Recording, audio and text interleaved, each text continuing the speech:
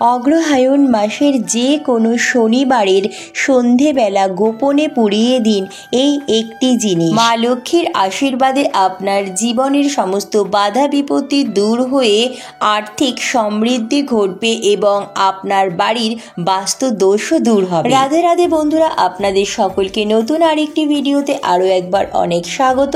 আশা করি ঈশ্বরের কৃপায় আপনারা খুব ভালো আছেন এবং সুস্থ আছেন।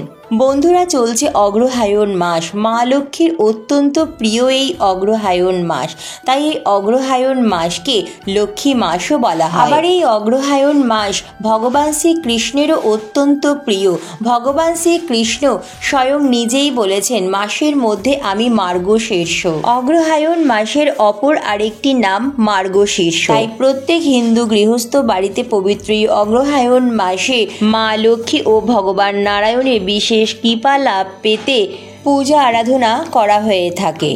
পবিত্র অগ্রহায়ণ মাসে মা লক্ষ্মী ও ভগবান নারায়ণের পূজা আরাধনার পাশাপাশি আপনারা যদি গোপনে এই অগ্রহায়ণ মাসের যে কোনো শনিবারে সন্ধেবেলা এই জিনিসটি পুড়িয়ে দিতে পারেন, তাহলে দেখবেন ঈশ্বরের কৃপায় আপনাদের জীবনের সমস্ত বাধা বিপত্তি, দুঃখ দুর্দশা, রোগ জ্বালা যন্ত্রণা, বাড়ির বাস্তু দোষ দূর হয়ে আপনার জীবন ভরে উঠবে সুখ শান্তি সমৃদ্ধিতে। তাই বন্ধুরা, ভিডিওটি সম্পূর্ণ দেখার অনুরোধ রইল। সম্পূর্ণ ভিডিওটি দেখার পর কেমন লাগলো অবশ্যই কমেন্ট করে জানাবেন এবং কমেন্টে জয় মা লক্ষ্মীর জয় বা রাধে রাধে লিখতে একদম ভুলবেন না। ভিডিওটি ভালো লাগলে লাইক শেয়ার ও নতুন বন্ধুরা প্লিজ চ্যানেলটি সাবস্ক্রাইব করে পাশে বেল বাটনটি অন করে নেবেন, যাতে আমার পরবর্তী ভিডিও নোটিফিকেশন খুব সহজেই আপনাদের কাছে পৌঁছে যায়। আর যে সকল বন্ধুরা অলরেডি চ্যানেলটি সাবস্ক্রাইব করে পাশে আছেন তাদের অসংখ্য ধন্যবাদ। তো চলুন বন্ধুরা, আসা যাক মূল পর্বে। অগ্রহায়ণ শব্দের আবিধানিক অর্থ হল শ্রেষ্ঠ ব্রীহি, অর্থাৎ বছরের যে সময় সর্বশ্রেষ্ঠ ধান উৎপন্ন হয়।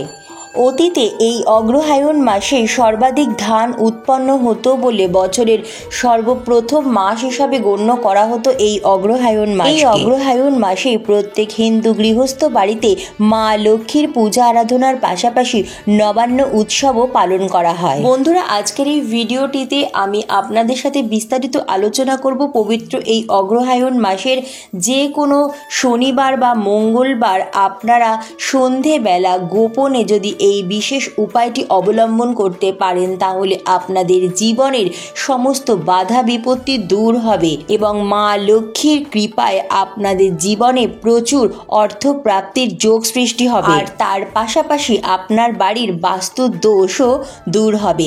আর যেই গৃহে কোনো রকম বাস্তু দোষ থাকে না, সেই গৃহে সারা বছর মা লক্ষ্মী ও ভগবান নারায়ণ অধিষ্ঠিত থাকেন। সেই গৃহে কখনো কোনো দুঃখ দুর্দশা, রোগ জ্বালা যন্ত্রণা, ঝগড়া বিবাদ, কলহ অশান্তি থাকে না।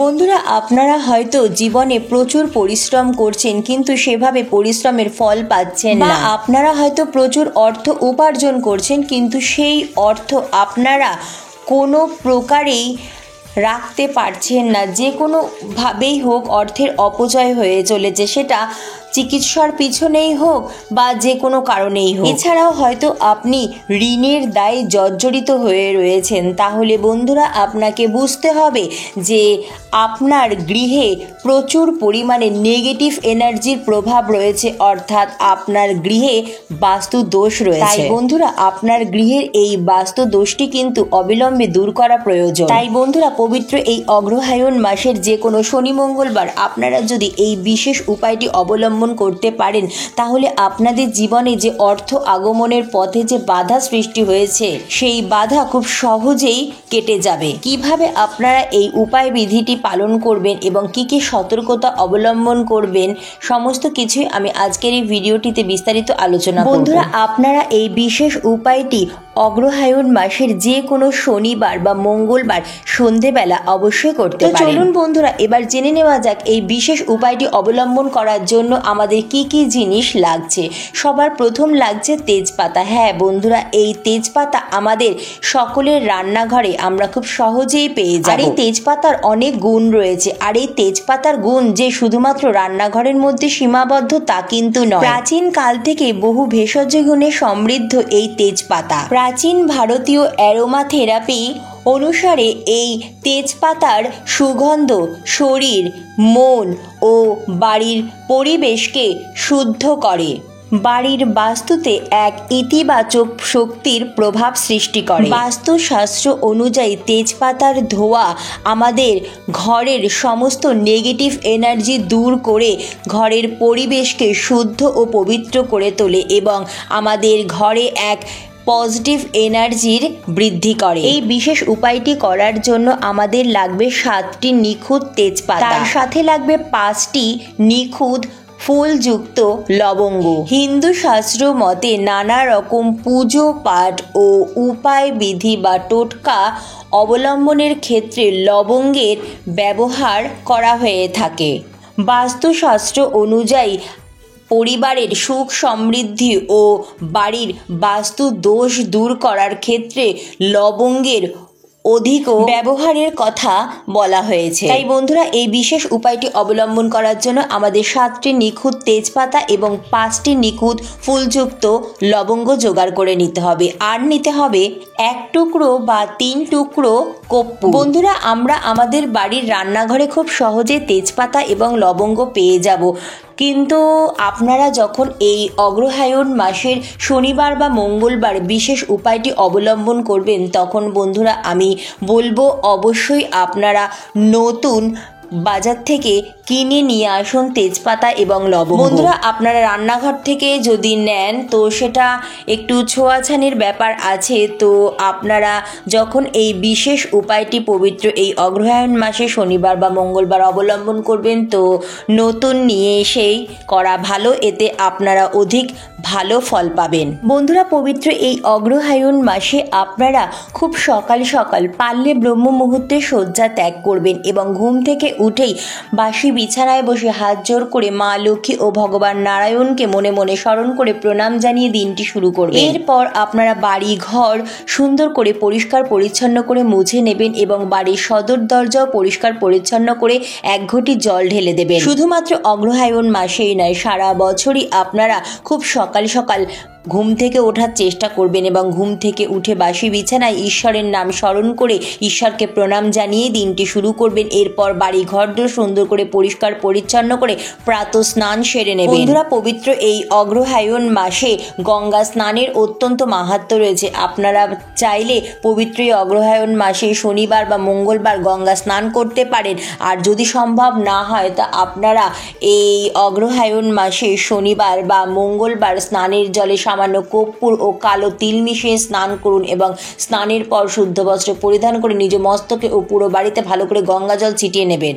এরপর ঠাকুর ঘরে এসে সকাল সকালই আপনারা ভক্তি ও নিষ্ঠা সহকারে আপনাদের নিত্য পুজো সেরে নেবেন। আপনারা চাইলে অবশ্যই 7টি তেজপাতা, 5টি লবঙ্গ এবং 1 টুকরো বা 3 টুকরো যে কর্পূর, সেটা আপনারা আপনাদের সিংহাসনে যে দেবী শক্তি বা মাতৃশক্তি রয়েছেন বা মা লক্ষ্মী রয়েছেন তার চরণে নিবেদন করবেন এবং এরপর আপনারা নিত্য পুজো সেরে নেবেন এবং সারা দিন আপনারা সেই তেজপাতা, লবঙ্গ এবং কর্পূর আপনাদের সিংহাসনেই রেখে দেবেন। এরপর সন্ধেবেলা আপনারা শুদ্ধ বস্ত্র পরিধান করে নিজ মস্তকে ও পুরো বাড়িতে ভালো করে গঙ্গা জল ছিটিয়ে ঠাকুর ঘরে এসে নিত্য যেভাবে সন্ধ্যা পুজো করেন ঠিক সেইভাবেই সন্ধ্যা পুজো করবেন। সন্ধ্যা আরতি করার সময় আপনারা তো ধূপকাঠি এবং প্রদীপ দিয়ে আরতি করবেনই এবং তার সাথে সাথে নিয়ে নেবেন একটি ধুনুচি। যদি আপনাদের কাছে আগে থাকতেই পিতলের ধুনুচি থাকে সে তো খুবই ভালো, আর যদি আপনাদের কাছে পিতলের কোনো ধুনুচি না থাকে সেক্ষেত্রে আপনারা আগে থেকেই নতুন মাটির একটি ধুনুচি বা পারলে অবশ্যই পিতলের একটি ধুনুচি নিয়ে আসবেন। এবার আপনারা আপনাদের ঠাকুরের সিংহাসনে যে সকালে 7টি তেজপাতা, 5টি লবঙ্গ এবং 1 টুকরো বা 3 টুকরো যে কর্পূর নিবেদন করেছিলেন সেই সমস্ত কিছু ধুনুচিতে নিয়ে জ্বালিয়ে দেবেন। জ্বালিয়ে দেওয়ার পর এক ধোঁয়া সৃষ্টি হবে এবং তারপর আপনারা আপনাদের ঠাকুরের সিংহাসনের সমস্ত দেবদেবীকে সেই ধুনুচি দিয়ে আরতি করবেন। ঠাকুর ঘরে ধুনুচি দিয়ে আরতি করার পরে আপনার বাড়ির প্রতিটি ঘরে সেই ধুনুচি নিয়ে গিয়ে দেখাবেন। বন্ধুরা, এই বিশেষ কার্যটি করার আগে থাকতে কিন্তু আপনারা আপনাদের বাড়ির প্রতিটি দরজা, জানলা, সদর দরজা বন্ধ করে রাখবেন। খেয়াল রাখবেন বন্ধুরা, এই তেজপাতা, লবঙ্গ এবং কর্পূর পোড়ানো যে ধোঁয়াটা, এটা যেন আপনার বাড়িতে মোটামুটি 10 থেকে 15 মিনিট পর্যন্ত থাকে।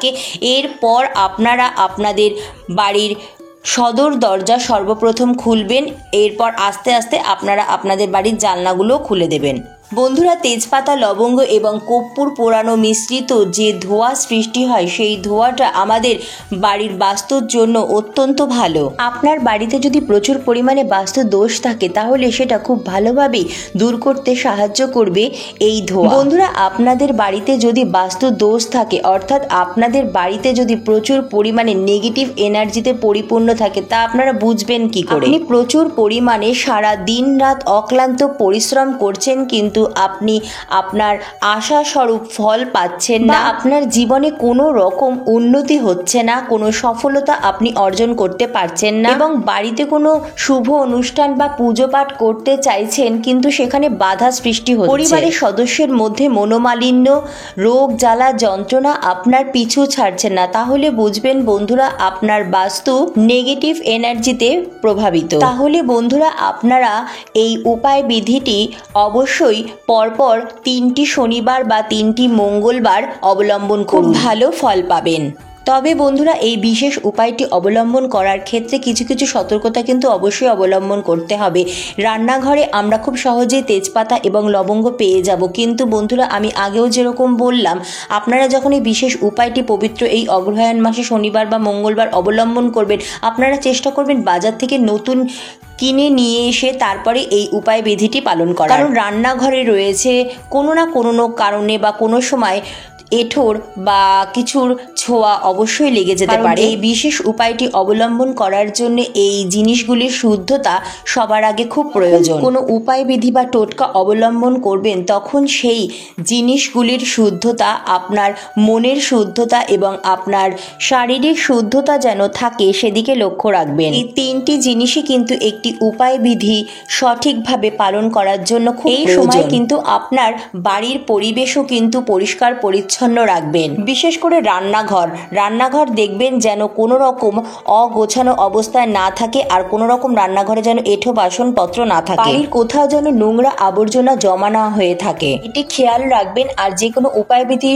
করার জন্য কিন্তু এই জিনিসগুলো খেয়াল রাখা অত্যন্ত প্রয়োজন। এই বিশেষ উপায় যেদিন আপনারা অবলম্বন করবেন, অর্থাৎ অগ্রহায়ণ মাসের যে কোনো শনিবার বা মঙ্গলবার, আপনারা কিন্তু ভুল করেও বাড়িতে আমিষ জাতীয় কোনো খাবার আনবেন না বা রান্নাও করবেন না। এই দিন আপনারা নিরামিষ আহার গ্রহণ করবেন। বাড়ির বাইরে গিয়েও যেন বাড়ির কোনো সদস্য আমিষ জাতীয় আহার গ্রহণ না করে সেদিকেও নজর রাখবেন। তো বন্ধুরা, আপনারাও আপনাদের জীবনের সমস্ত বাধা বিপত্তি, বাড়ির বাস্তু দোষ দূর করার জন্য অবশ্যই পবিত্র এই অগ্রহায়ণ মাসের যে কোনো শনিবার বা মঙ্গলবার এই বিশেষ উপায়টি অবশ্যই অবলম্বন করে দেখবেন। ঈশ্বরের আশীর্বাদে আপনাদের জীবনের বাধা বিপত্তি দূর হয়ে জীবন ভরে উঠবে সুখ, শান্তি, সমৃদ্ধিতে। অনেক অনেক ধন্যবাদ। রাধে রাধে।